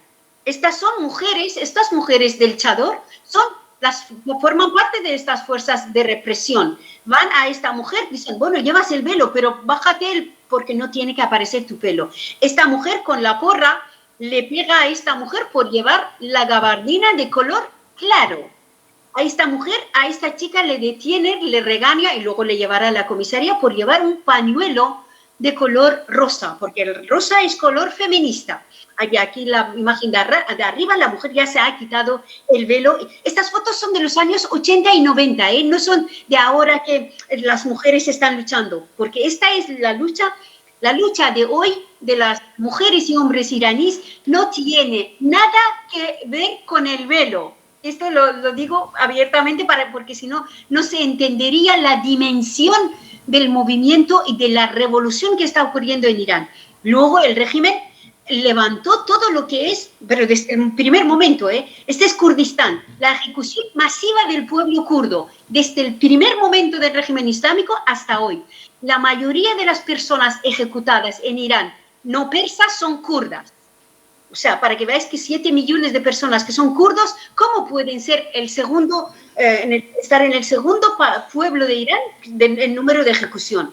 La imagen de abajo, pues mira, la máquina que aquí cortáis jamón ha sido inventada por el régimen islámico para cortar dedos de ladrones de poca monta, cuando millones y millones del dinero del pueblo iraní se está guardando en Estados Unidos, en España. En España aquí están comprando torres enteras, sobre todo en Andalucía, y en Armenia, en Turquía, están llevando el dinero. Pero a un robagainas le cortan los dedos.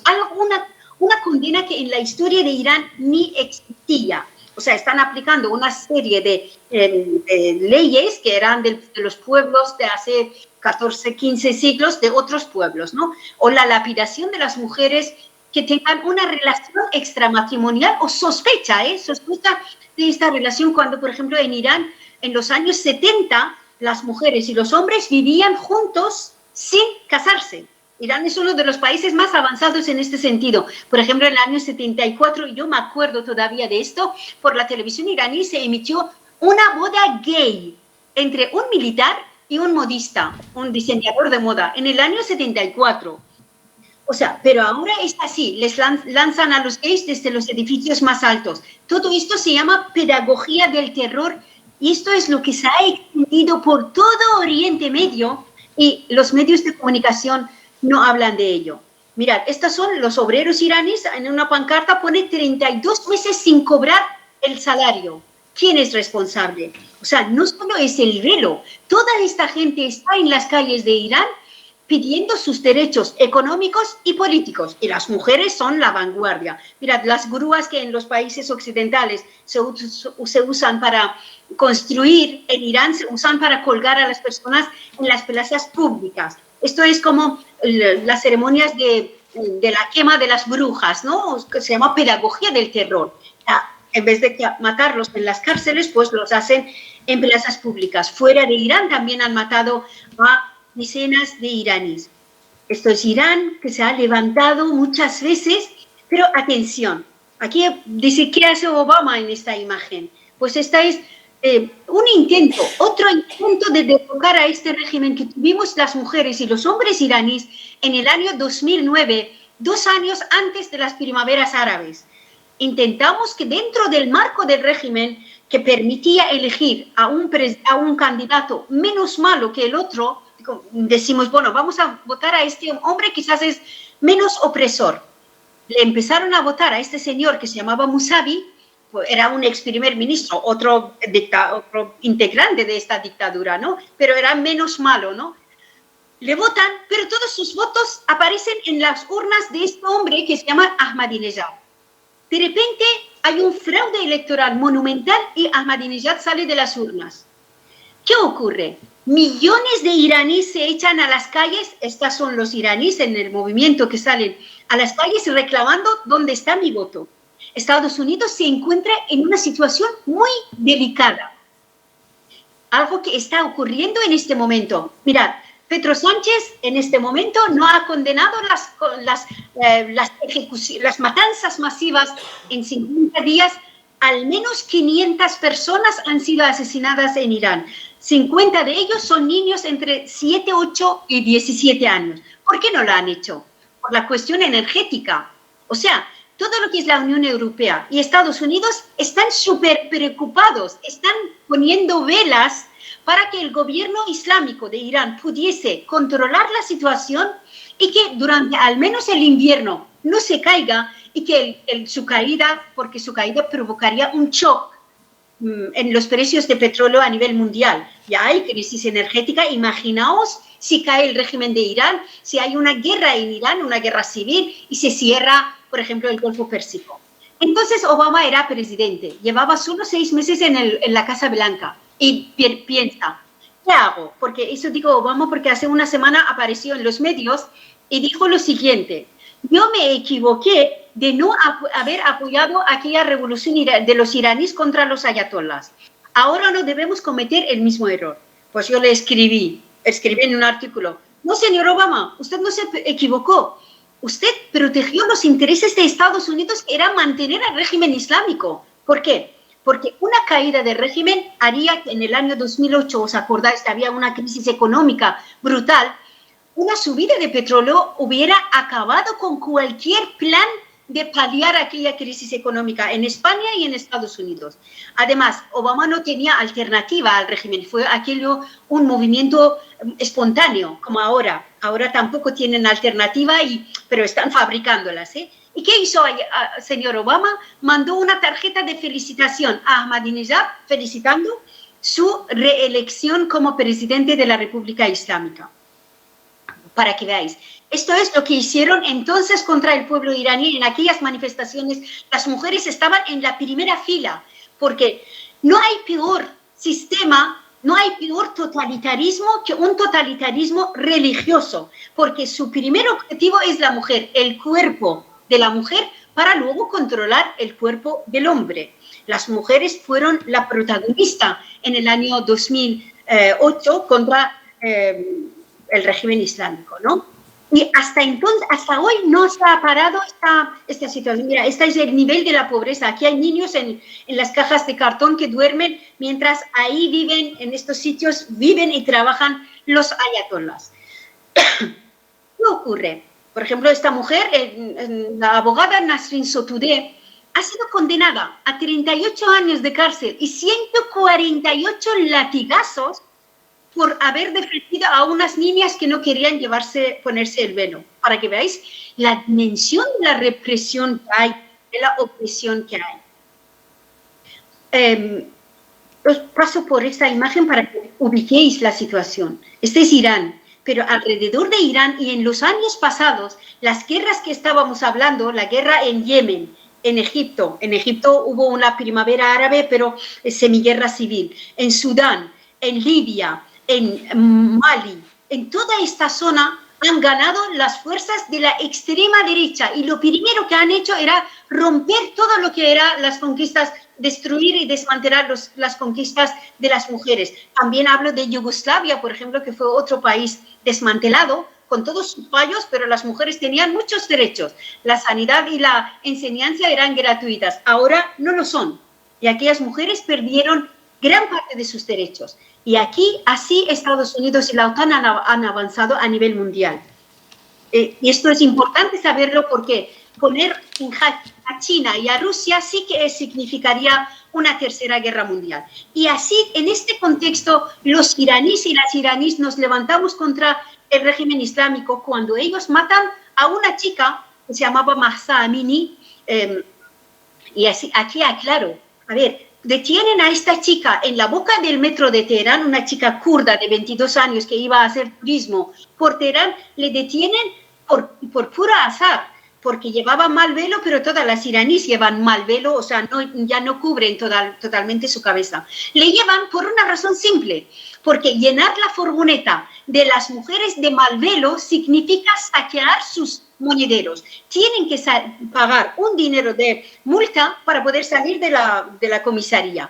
Además, en la comisaría es abusos sexuales como mínimo y luego también violaciones. Si se quedan ahí una noche en la comisaría, muchas niñas iraníes detenidas por el régimen islámico, una vez que salieron de las comisarías, se tuvieron que suicidar, porque uno sabe que si sale de un recinto donde está esta gente, abusos sexuales está. Y hay, en todo Oriente Medio, la cuestión del honor de la mujer, ellas prefieren matarse antes que ser asesinadas por su familia.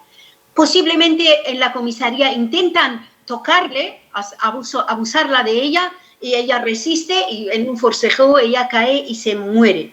Ahí está ya. Por lo tanto, no se trata del tema del velo. Estalla el pueblo porque era la última gota que rebasó toda una crisis económica, política, de legitimidad social. Estas son fotos solo de niñas menores de 17 años que han sido asesinadas directamente por disparos policiales. ¿Y ahora qué? He puesto esta imagen para que veáis. Toda esta lucha de las mujeres iraníes, que además subrayo un factor muy importante. Jamás en la historia, hasta donde yo he estudiado, en ningún país dominado por el cristianismo, judaísmo o el islam, el resto tienen otra actitud hacia la mujer, nunca las mujeres creyentes han quitado una prenda religiosa y quemarlos. Nunca. O sea, lo que ha sucedido en Irán, estas hogueras donde queman sus velos, las mujeres que son creyentes, ¿vale? Porque creen en Dios al menos, no creen en el clero, no creen en este Islam, no creen en el Islam en general, pero son creyentes. Que quemen el velo es la primera vez que sucede en un país musulmán en la historia. Y esto es muy importante, esto quiere decir, me atrevo a decir, que este uso de la extrema derecha religiosa por parte de las grandes potencias en nuestros países llega a su fin. Utilizarán otras medidas, pero las mujeres iraníes han puesto fin al Islam político y esto es un logro brutal, impresionante de las mujeres iraníes que siguen jugándose la vida. ¿Qué ocurre? Estados Unidos quiere que este régimen se mantenga. Este es Irán. Alrededor de Irán hay estas banderitas que veis, son bases militares de Estados Unidos. Y no para derrocar al régimen islámico que implantaron ellos, sino para oprimir al pueblo iraní si se exceden en sus exigencias. Ahora es el muy mal momento para Estados Unidos, para la Unión Europea, la revolución iraní. ¿Por qué? Porque si Joe Biden ha prohibido a los europeos comprar el petróleo ruso, prometiéndoseles, porque hay que sustituirlo por otro petróleo, pues les ha prometido que el petróleo llegará de Irán. Y si cae el régimen de Irán, el petróleo no llegará de Irán, porque los trabajadores del petróleo ya están en huelga de hambre, están cerrando los grifos del petróleo. Por lo tanto, no podrá mantener las dos crisis, por lo que está haciendo todo lo posible para mantener a la extrema derecha islámica en el poder en Irán, al menos hasta que pase el invierno. Este es Irán, ¿no? El velo es la insignia, aquí quiero terminar, que el velo no es un signo de la religiosidad ni de la decencia, de la modestia de las mujeres musulmanas. Es la bandera de la extrema derecha islámica. Si lo quitas, es como si quitar la esvástica del uniforme nazi. Si quitas la esvástica, el uniforme se queda como un uniforme militar más. Así de importante es el gesto que están haciendo las mujeres iraníes. Bueno, yo aquí tengo una página web, pero mis artículos están en Diario Público, en nazarin.es también. Hablo de todas estas situaciones de forma detallada, porque claro, en poco tiempo es muy difícil, ya terminó la presentación, es muy difícil incluir y explicar todo lo que sucede en un país tan complejo, en un escenario tan bélico, porque ahora personalmente mi mayor temor es que tanto el régimen islámico como Estados Unidos, para evitar que triunfe la revolución iraní, empujen a Irán a una guerra civil, a una larga guerra civil donde millones de mujeres y hombres iraníes morirán, como ha ocurrido en países como Irak y Siria. La situación es gravísima. Necesitamos la solidaridad, la comprensión, una lectura diferente de lo que está pasando en Irán, más allá de cortar mechones, el espectáculo que están dando en los medios de comunicación occidentales. Yo termino aquí, os agradezco escuchar todo esto, ya sé que han sido mucha información, a veces compleja, desconocida, pero son como flechazos para que vayáis a buscar otras informaciones más detalladas sobre todo lo que hablamos. Y estoy a vuestra disposición si tenéis alguna pregunta, duda, protesta, crítica, todo. Gracias.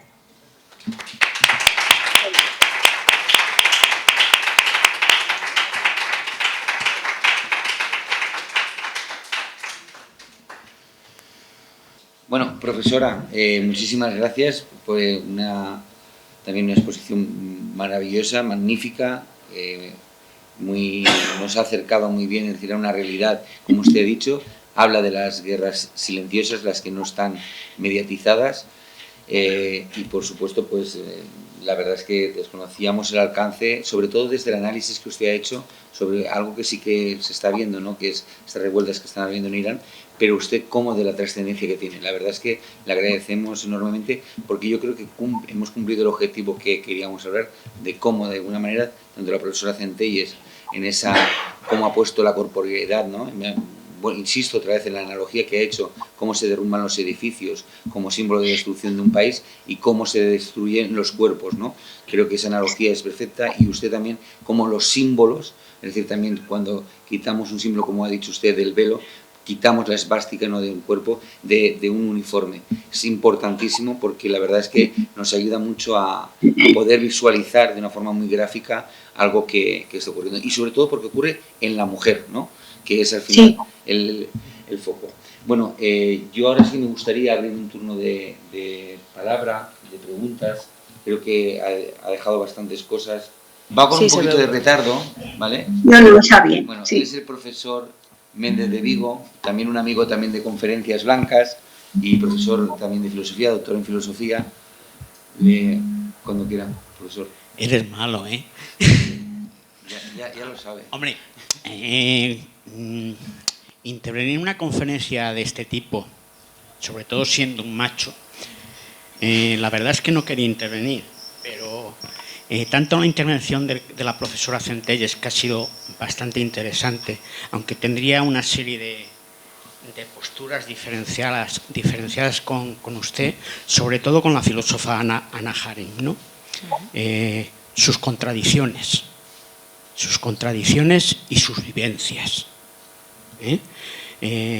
Yo las seguí para la tesis doctoral sobre la renta básica, la condición humana. He leído varios libros de ella, pero el concepto de banalidad del mal yo no lo concibo. A lo mejor ahí está esa contradicción de la filósofa.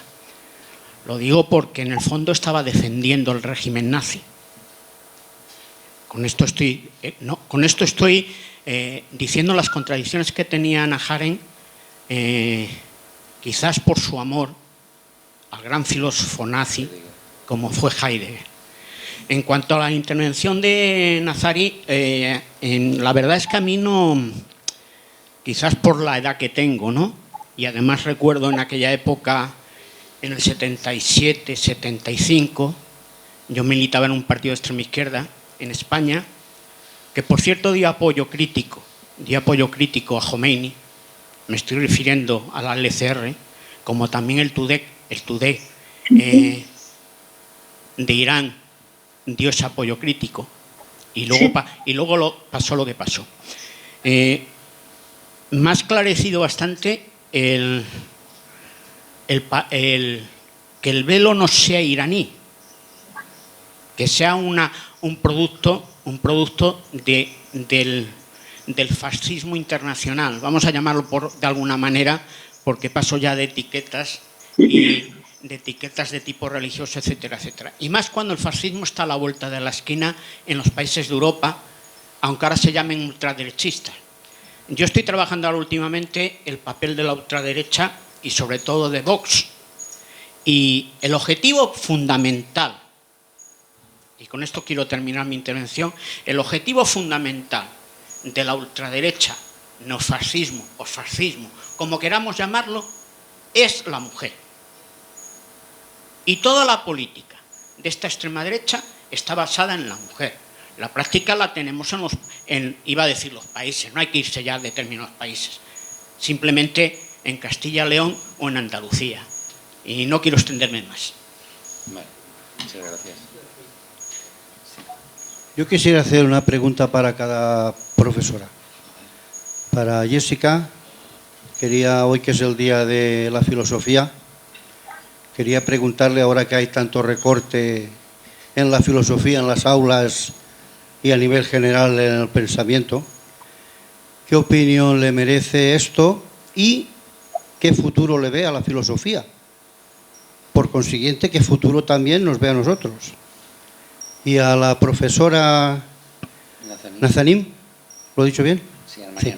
Pues usted ha hablado de un poder mundial que está por encima de soberanías y de toda clase de independencias.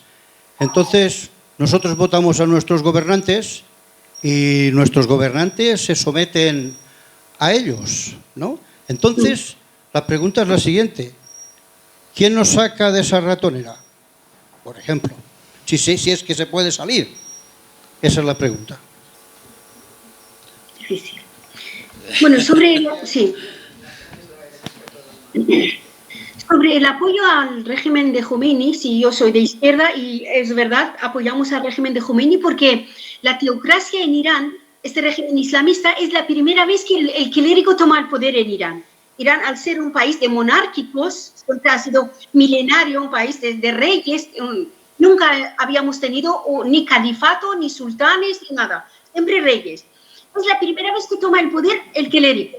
Y este clérigo, Khomeini, su llegada a Irán coincide con la teología de liberación cristiana en Latinoamérica, que es una teología que progresista y tal. Y Khomeini también empezó a hablar del reparto de tierra entre los campesinos, de hasta libertad para el Partido Comunista, para los sindicatos, las mujeres. Todo esto nosotros pensamos, yo formaba parte de estos sindicatos, pensábamos que Khomeini era la versión islámica de teología de liberación. Nada más llegar, supimos que esto no era así. Entonces ya tomamos una oposición y nos masacraron. La servidora es una superviviente de la pena de muerte que yo tendría que ahora no estar ahí, por ejemplo, ¿no? Tuve que huir por las montañas de Pakistán para que tengáis una idea de cómo era la situación. Entonces, claro, estos son extrema derecha y lo primero que hacen van a por las mujeres, justamente como una estrategia política, no solo porque odien a las mujeres, a ellos les encantan las mujeres, por eso aplican la poliginia, pero es un control social porque a través de las mujeres construyen la sociedad, digamos, destruyen la sociedad destruyendo sus derechos. Sobre nuestra soberanía, yo creo que soberanía existía, teníamos soberanía, este concepto existía hasta la llegada de la Primera Guerra Mundial. A partir de la Primera Guerra Mundial y existiendo potencias colonialistas por un lado, que además este colonialismo francés y británico lo que hacían era controlaban los países pequeños importantes a través de invasiones militares.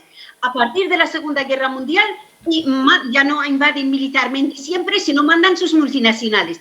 ¿Saben cómo ahora lo hacen? Ahora, además, todos estos métodos siguen, o sea, las guerras bélicas, económicas, políticas existen, pero lo más importante es el control sobre los medios de comunicación.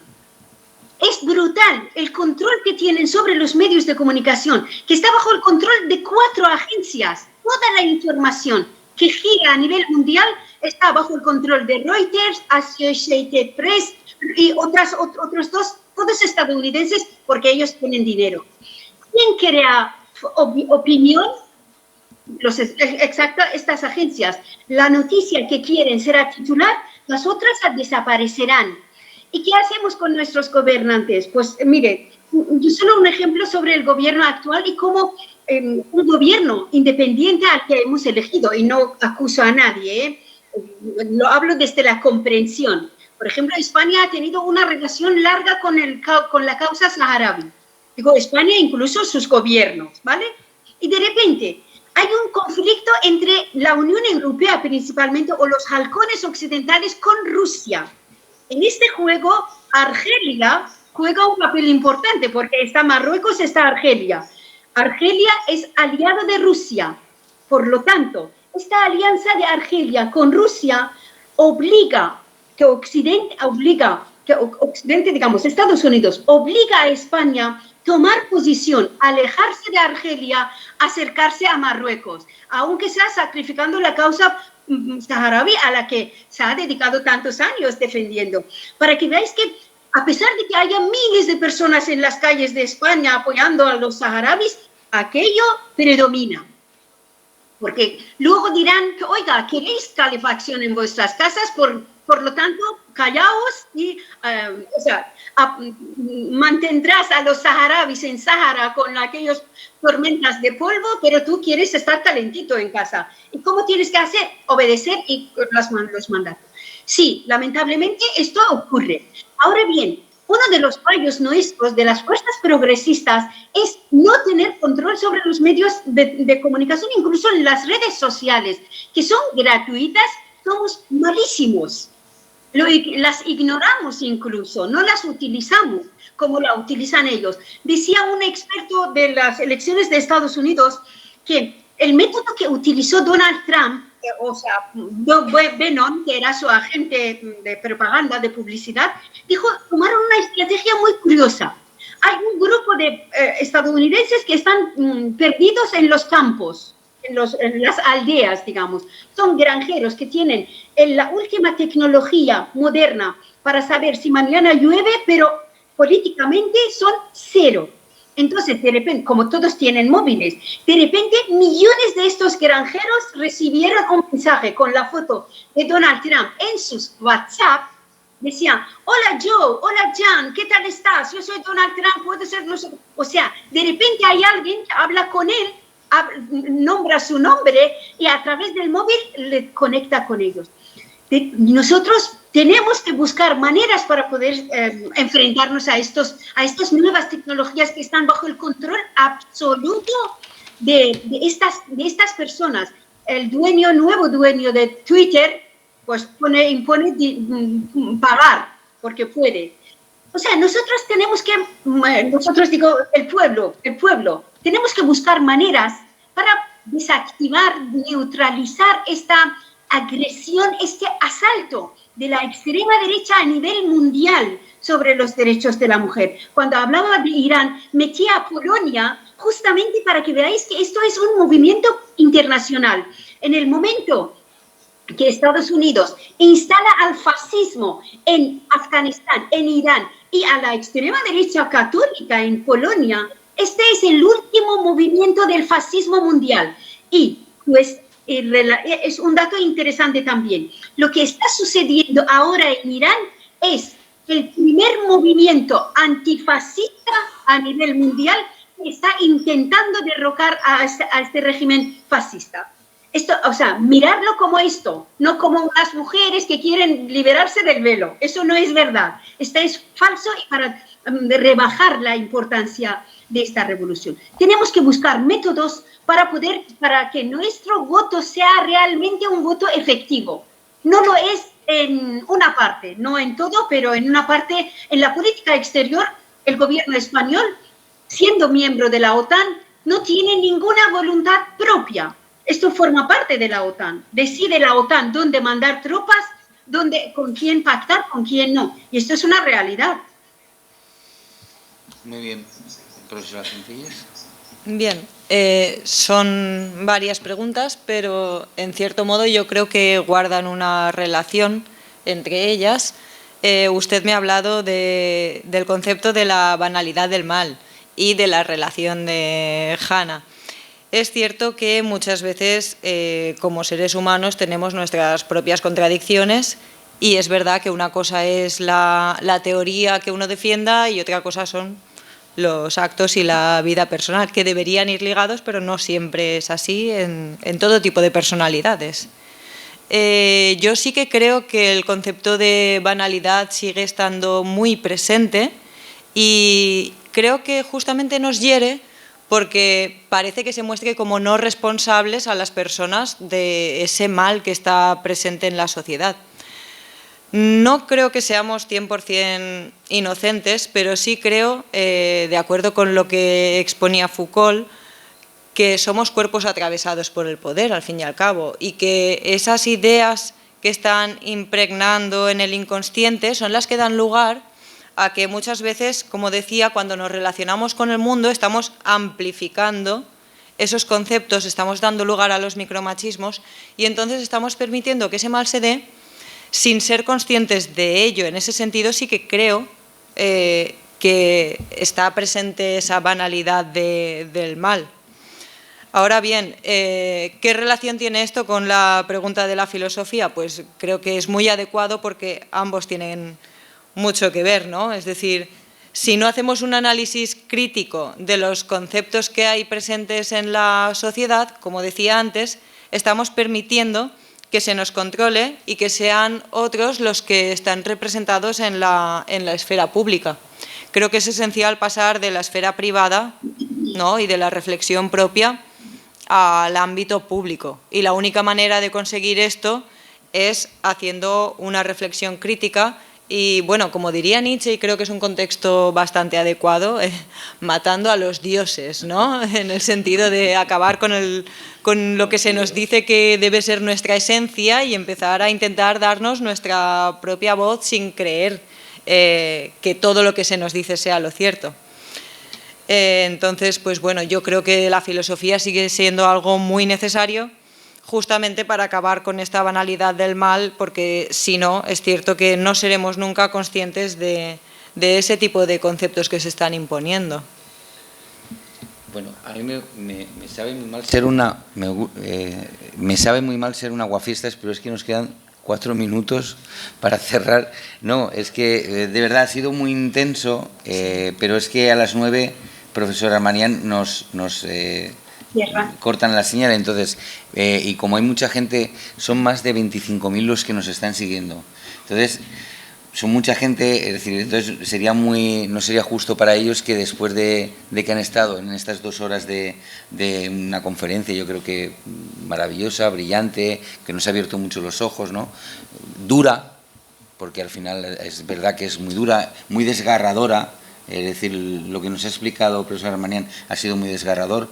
Menos mal que nos lo ha suavizado un poco porque nos ha preparado para lo que usted venía, porque si nos lo suelta usted sin que la profesora Centelles nos hubiera bajado el concepto, sobre todo de cómo el cuerpo, es decir, es atravesado por el poder y sobre todo de la manera como lo ha explicado tan gráficamente, pues la verdad es que hubiera sido bastante duro el poder haber aguantado. Es decir, al final yo creo que es necesario, pero realmente ha sido desgarrador el análisis que hace, sobre todo con la contundencia y aquí, dentro de la filosofía, un argumento tiene que estar justificado, ¿no? Claro. Hay otras ciencias que a lo mejor no buscan tanto la justificación, sino a lo mejor con una prueba y que eso de la consecuencia, ¿no? Pues es suficiente, pero a lo mejor en la filosofía siempre... Pues bueno, a lo mejor por eso vamos un poquito más lentos, ¿no? Pero tenemos que justificarlo, argumentarlo, que yo creo que eso ha quedado hoy bastante claro, bastante patente, es decir, sobre todo el porqué de la violencia sobre las mujeres como objeto, es decir, que garantiza el poder.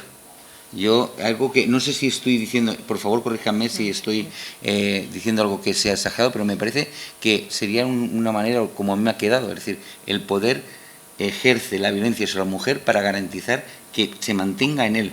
Y el poder, a día de hoy, de la manera que está expresado, es a través de los hombres frente a las mujeres, frente a esos cuerpos y frente a esos mecanismos que hacen, como usted muy bien explicaba, con el velo y otros mecanismos que garantizan que ese poder queda del hombre sometiendo a la mujer.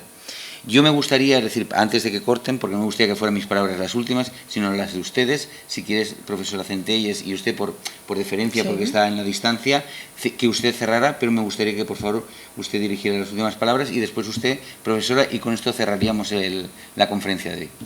Profesora. Bueno, yo me gustaría acabar de un modo un poco menos negativo, ¿no? Hemos desenmarañado la telaraña del poder y, como decíamos antes, parece que no haya escapatoria, que estemos condenados a ser cuerpos atravesados. Sin embargo, siempre Foucault comentaba también que donde hay poder hay resistencia también. Y justamente porque tenemos esa capacidad de actuar en el mundo y de aplicar y irrumpir en la continuidad, es necesario llamar a la acción y llamar a la resistencia, porque todos tenemos que ser parte del poder y de la esfera pública. Se trata, al fin y al cabo, de dar lugar a la representación de todos los cuerpos y de todas las esencias en esta sociedad para que todas puedan ser reconocidas y realizadas. Profesor Armanian. Decía el escritor francés Paul Valéry, ¿no? Decía que la guerra es una masacre entre las personas que no se conocen a beneficio de las personas que se conocen pero no se matan. O sea, esta es la realidad de las guerras. Los mandatarios nos mandan a las personas a la guerra para matarnos unos a otros sin conocerles siquiera, sin que nos hubiera hecho nada, a beneficio de las empresas de armas, de petróleo, de gas, de la banca, y todo esto continúa. Yo lo que invito es a buscar información, desconfiar literalmente de lo que dicen los medios de masa, de información de masa, porque justamente quieren dirigir nuestra opinión hacia los intereses de los grandes. Buscar información, luego organizarnos para luego luchar por mantener los derechos que hemos conquistado, ir hacia nuevos derechos. Muy bien. Y eso es lo que podemos hacerlo. Muchas gracias. Gracias a todos. Gracias. Gracias.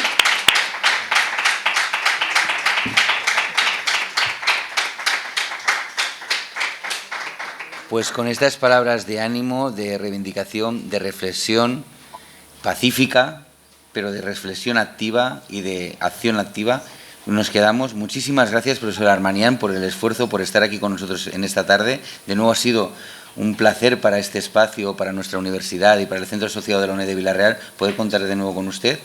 Y quedamos emplazados por otro encuentro, que sea posible que podamos encontrarnos y darnos ese abrazo, ¿no? tan esperado. Sí. Gracias por invitarme, gracias por estar aquí. Gracias. Y a la profesora Centelles, de nuevo, muchísimas gracias por estar aquí de nuevo con nosotros y gracias por esta magnífica exposición. Y bueno, queda a la venta, si alguien quiere adquirir alguno de los libros de la profesora, aquí los tiene. Muchísimas gracias y hasta la próxima. Gracias. Hasta luego. Adiós. Hasta luego. Gracias.